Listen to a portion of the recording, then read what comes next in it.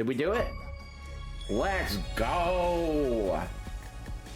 All right, title card, baby. Let's go. Complete the campaign.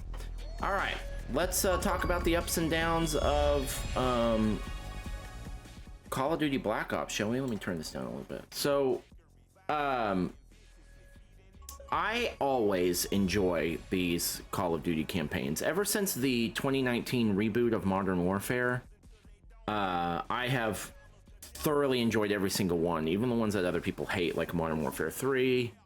I guess that's the big one, but I've loved them all. Modern Warfare, Black Ops, Cold War, whatever. Probably my least favorite of those, I'd have to check my rankings, I'm not 100% sure, but down near the bottom, if not at the bottom, was Cold War.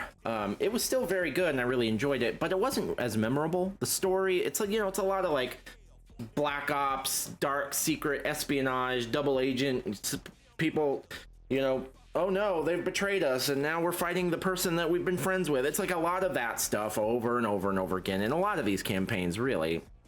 And so the story isn't usually, to me, that memorable. It's like, okay, whatever, you know, plot twist, let's go out and kill some more people.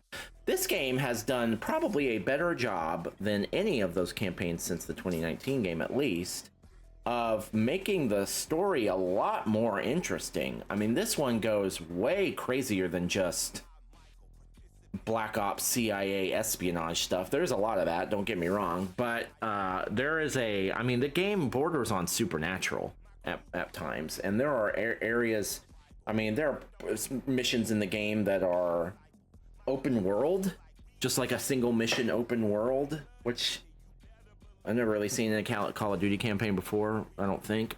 There are missions that are platforming challenges. There are missions with boss fights, multiple boss fights. You don't usually get boss fights really in Call of Duty games either. You get, you know, maybe the bad guy you have to kill at the end is in a tank or something. I don't know, but it's this was like, I mean, I don't want to give it away, but like bosses, they look like bosses. So the game is crazy. It's definitely. It definitely toys with the genre at times. The game is not just a straight FPS all the time. Sometimes it is, but it becomes more of like an open world thing at certain points. It becomes more sci-fi horror even. It becomes a platforming game at certain points. I mean, it is nuts, a lot of what happens in this game without really giving anything away. It really goes in some crazy directions. And Black Ops has always been kind of like crazy like that, but this is the craziest one I've played, and I played them all. And especially more than Cold War, because Cold War didn't really have much of that, you know, or any of that really. I thought it was good and it ranked well, but this is going to rank better than Cold War for sure. So if you liked the newer Call of Duty campaigns, and you like, you know, the crazy old like Black Ops 2 kind of campaign kind of stuff, this one goes even crazier than that. So I really liked it. It is longer than Modern Warfare 3. It took me, I think it probably took me about 7.5 to 8 hours would be my guess. I haven't added it up yet. You can always check howlongtobeat.com or my spreadsheet that's linked to my YouTube page if you want to see exactly how long it took me, because I'll be adding that up after this. So they addressed that. I thought, and that was good. That wasn't a major problem for me, because I think Modern Warfare 2 took me 9 hours. Modern Warfare 3, sorry, took me 9 hours on Veteran. It was very, very hard. I found on this one that the Veteran mode, especially in the first half, wasn't quite as difficult. So I breezed through some of the beginning part. I played them all on Veteran since 2019. And this one, now it got there. It definitely got harder about halfway through, and then the death toll went, you know, quadrupled. But I actually think Modern Warfare 3 may have taken me longer to beat than this one. I died a lot, so that, you know, you have to factor that into the death time.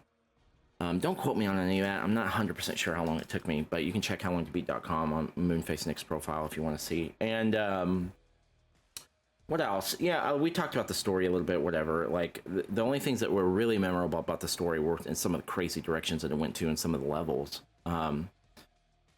And, you know, the graphics are incredible, but, you know, it's been a long time since the graphics have gotten significantly better. There was that big jump in the Modern Warfare reboot in 2019 with the graphics, and They're using the same engine now, so it still looks about the same, maybe slightly better, but it looks about the same. Which is really good, by the way. I mean, this is when it comes to actual realistic gunplay, there's nobody that comes close, in my opinion, to Call of Duty. Nobody. Not as far as single-player games go. I